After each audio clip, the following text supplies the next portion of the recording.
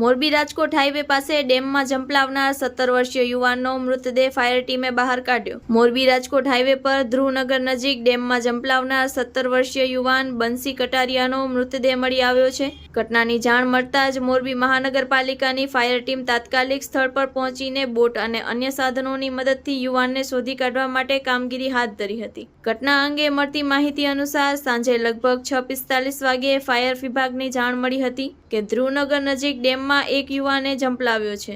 Fire ટીમના ત્વરિત અભિયાન અને પોલીસની સહયોગથી મોડી રાત્રે 10:15 વાગ્યે યુવાનનો મૃતદેહ બહાર કાઢવામાં આવ્યો। મૃતકની ઓળખ બંસીભાઈ પ્રવીણભાઈ કટારિયા ઉંમર વર્ષ 17 તરીકે થઈ છે। ટંકારા પોલીસે આ ઘટનાની નોંધ લઈને કાયદેસરની કાર્યવાહી શરૂ કરી છે અને યુવાનને ડૂબકી કેમ લગાવી તે અંગે તપાસ ચાલી રહી છે।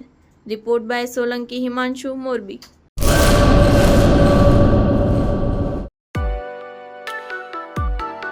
ગાંધી સિલ્ક બજાર ડિસ્ટ્રિક્ટ હસ્તકલાનું પ્રદર્શન સહવેચાણ તારીખ 1 થી 7 નવેમ્બર 2025 સુધી।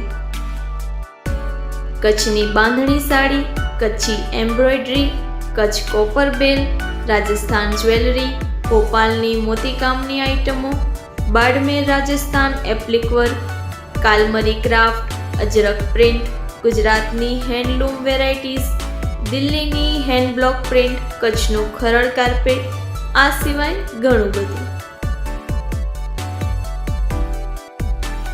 સ્થળ ભુજ હાટ રિલાયન્સ મોલ સામે, મુન્દ્રા રોડ, ભુજ। સાથે ફ્રી એન્ટ્રી અને પાર્કિંગ।